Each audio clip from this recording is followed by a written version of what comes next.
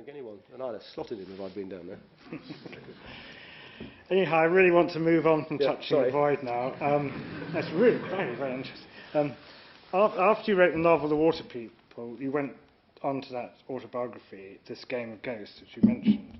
And I think you say somewhere, or you told me, I think, that the surprising thing about that was quite a difficult experience because it made you think too much about climbing, that it opened this Pandora's box and a cauldron of self-doubt to write about why you're climbing.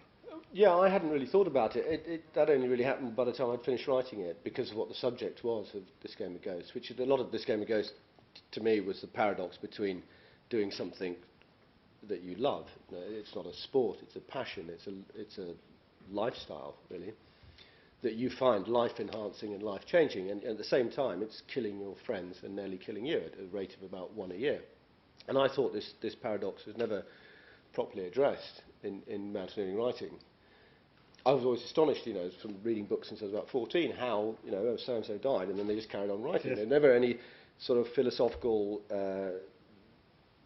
depth to it in terms of addressing this. And yet I thought it was so significant because even despite that attrition, climbers still climb. It said a lot about mountaineering to me. So when I started to write about it, it forced me to think about the risks we were taking and what we were doing, whereas before I just did it. Yeah. And once I started thinking like that, I couldn't get it out of my head.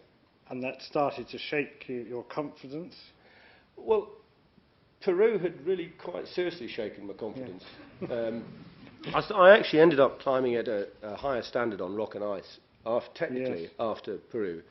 And I climbed all over the world, but I never quite climbed at the same standard again. The incredible thing was, though, having had this absolutely monumental epic in Peru and nearly losing your life, that you go back for more. And then, amazingly, in 1991, you have almost an action replay on Pachermo. Not quite such an epic, but you end up with a broken leg again. I mean, you've had lots of falls. 2. I think I counted them, Joe. Well, I've done some falling in my climbing, and I reckon I've fallen 200 feet in my whole climbing career.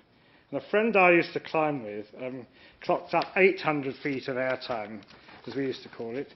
But Joe has clocked up a staggering 2,800, if my calculations are correct. Yeah, but 2,000 of that was in an avalanche, so it doesn't quite okay, there's another 800. Okay.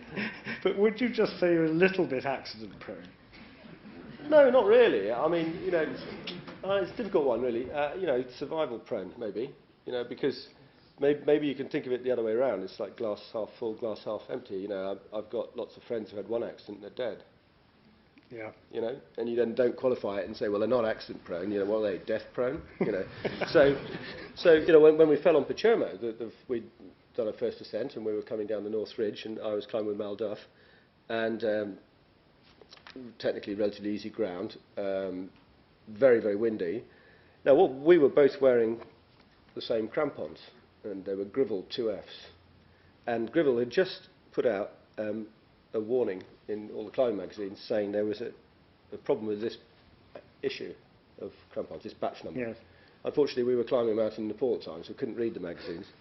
And Mal's crampons collapsed, and he pulled me off, and then we fell 750 feet, and then I broke my ankle and removed most of my face, and then Mal lowered me down. Well, I wouldn't say that I was accident prone. I'd like to say Grivel drill these holes too big. Okay. I also point out that I had, Grivel were quite worried that I was going to sue them. I wouldn't dream of suing them. Andy Perkins was working for them at the time, and I wouldn't have dreamt of suing them. I mean, you're responsible for your own gear, even if Mal was using it wrongly. Yeah, and later on, and in fact, in your last book, you say you don't want to play this game anymore. We'll come to that in a minute. But in those early days, there's definitely a sense that you were very addicted to danger. And I want to share another clip now, which is how Joe got into climbing.